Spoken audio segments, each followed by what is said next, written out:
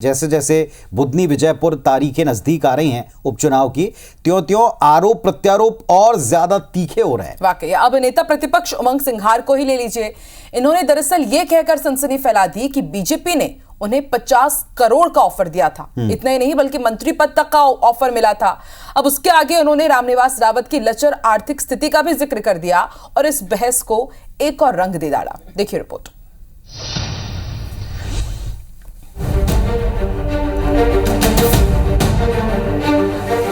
BJP पर बरसे उमंग सिंघार। जो हिटलरशाही चल रही, मनमानी चल रही, जो भ्रष्टाचार को छुपाने की बात करते, ऐसी भारतीय जनता पार्टी सरकार है। बीजेपी से आया था मंत्री पद का ऑफर। ऐसे तो मुझे भी ऑफर आया था।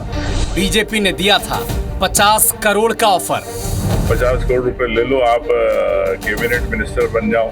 मैं नहीं बिका। रामनिवास रावत कर्ज में डूब गए थे। रावत जी क्यों गए, आप सब जानते हैं कि इस प्रकार से वो कर्जे में डूब गए थे। उपचुनाव में प्रचार के दौरान ग्वालियर पहुंचे नेता प्रतिपक्ष उमंग सिंघार ने रामनिवास रावत को लेकर बीजेपी सरकार और प्रशासन पर खुला हमला बोला। उमंग सिंघार ने कहा कि रामनिवास रावत कर्ज में डूब गए थे और इसीलिए जनता के विश्वास का सौदा उन्होंने अपने मुनाफे के लिए किया। ये भी कहा कि उन्हें भी बीजेपी ने 50 करोड़ रुपए और मंत्री पद का ऑफर दिया था, लेकिन उन्होंने ऐसा नहीं किया। ऐसे तो मुझे भी ऑफर आया था कि 50 करोड़ रुपए ले लो, आप कैबिनेट मिनिस्टर बन जाओ। तो मैं नहीं बिका। तो ये मैं समझता हूं कि जनता जो आपको चुनाव जिताती है उसके प्रति आपकी जवाबदारी होती है, उसके प्रति आपकी ईमानदारी होती है। रावत जी क्यों गए, आप सब जानते हैं कि जिस प्रकार से वो कर्जे में डूब गए थे, जनता इस बात को समझती है कि जो बिकाऊ है वो कभी टिकाऊ नहीं होते। बीजेपी का कहना है कि कांग्रेस को अपने दल पर विचार करना चाहिए कि क्यों लोग उनका साथ छोड़ रहे हैं। कि भारतीय जनता पार्टी पूर्ण बहुमत में है, 2/3 बहुमत में है। इनकी हमें क्यों जरूरत है? उन्हें जरूरत है। भारतीय जनता पार्टी उनकी जरूरत नहीं है कोई। सिर्फ राजनीति में सुर्खियों में जिंदा रहने के लिए मनगढ़ंत बातें करने का काम है उनका।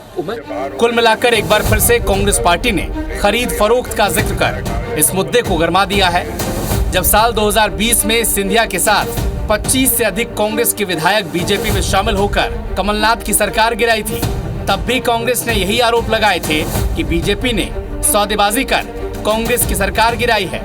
और एक बार फिर से कांग्रेस पार्टी ने रामनिवास रावत पर यही आरोप लगाकर इस पूरे चुनाव को एक नई दिशा में मोड़ दिया है। तो क्या सिंघार के आरोप उपचुनाव के नतीजों को प्रभावित कर सकेंगे? ये बड़ा सवाल है। महेंद्र कुशवाहा, ग्वालियर, IBC 24।